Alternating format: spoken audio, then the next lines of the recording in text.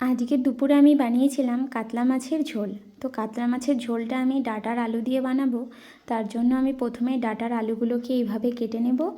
তারপর কাতলা মাছগুলোকে ফ্রেশ করে ধুয়ে এর মধ্যে নুন হলুদ মাখিয়ে রেখে দেব। তারপর কড়াইটা গরম হয়ে গেলে কড়াইয়ের মধ্যে সর্ষের তেল দিয়ে আমি মাছগুলোকে এইভাবে এক এক করে এপিট ওপিট লাল লাল করে ভেজে তুলে নেব। দেখো মাছ ভাজাগুলো প্রায় হয়ে গেছে। মাছ ভাজা তুলে রাখার পরে আমি সেই তেলের মধ্যে আবার দিয়ে দেব কেটে রাখা ডাঁটা আর আলু।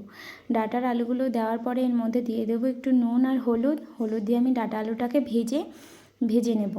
ভেজে নেওয়ার পরে সেই তেলের মধ্যে আমি ফোড়নে দিয়ে দেবো দুটো তেজপাতা আর একটু সামান্য জিরে। তারপর আমি এর মধ্যে দিয়ে দেবো একটু সামান্য পেঁয়াজ রসুন আর কাঁচা লঙ্কা আদা জিরে পেস্ট।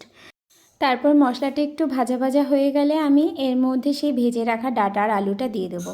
দিয়ে আমি এই তরকারিটাকে ভালো করে কষিয়ে নেব।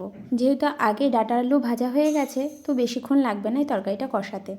তারপর আমি এর মধ্যে একটু জিরের গুঁড়ো আর একটু ধনের গুঁড়ো দিয়ে দিলাম। দিয়ে দেওয়ার পরে আমি এটাকে আবার একটু ভালো করে নাড়াচাড়া করে এর মধ্যে দিয়ে দেব গরম জল দেওয়ার পরে তারপর যে এই ঝোলটা ফুটে উঠবে আমি এর মধ্যে এক এক করে মাছ ভাজাগুলো দিয়ে দেবো। দিয়ে দেওয়ার পরেই সবশেষে একটু গরম মশলা দিয়েই নামিয়ে নেব এই ডাঁটা আলু দিয়ে মাছের রেসিপিটা। তোমাদের কার কার এরকম রেসিপি ভালো লেগেছে অবশ্যই জানিও।